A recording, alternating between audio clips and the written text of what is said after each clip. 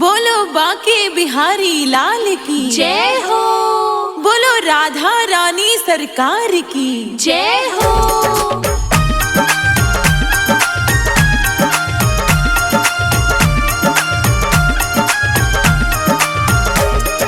निंदिया उसी के घर में जाइयो जिस घर राम भजन ना हो। निंदिया उसी के घर में जाइयो जिस घर राम भजन ना हो। निंदिया उसी के घर में जाइयो जिस घर राम भजन ना हो। निंदिया उसी के घर में जाइयो जिस घर राम भजन ना हो।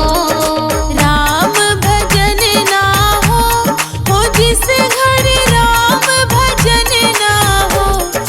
निंदिया उसी के घर में जाइयो जिस घर राम भजन ना हो। निंदिया उसी के घर में जाइयो जिस घर राम भजन ना हो। जिस घर राम भजन ना हो।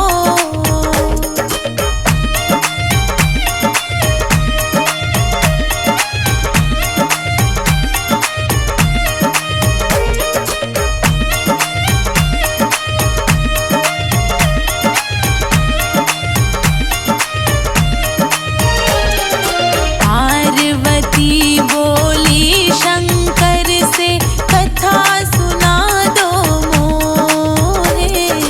पार्वती बोली शंकर से कथा सुना दो मोहे।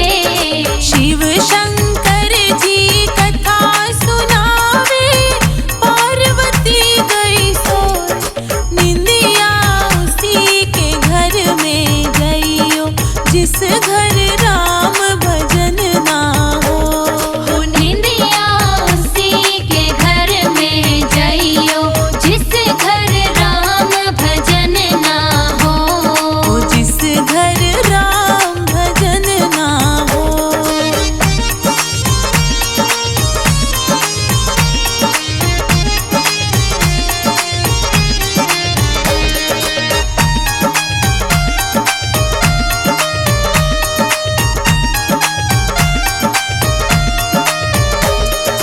या जागे कोई रोगी भोगी या जागे कोई चोर। या जागे कोई रोगी भोगी या जागे कोई चोर। या जागे कोई संत महात्मा लगी राम संग डोर। निंदिया उसी के घर में जाइयो जिस घर राम भजन ना हो।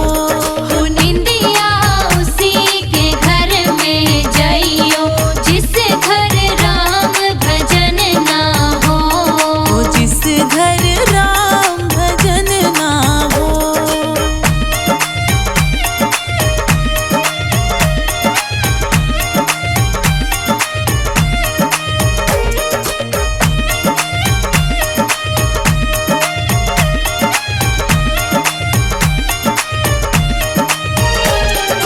चार पहर धन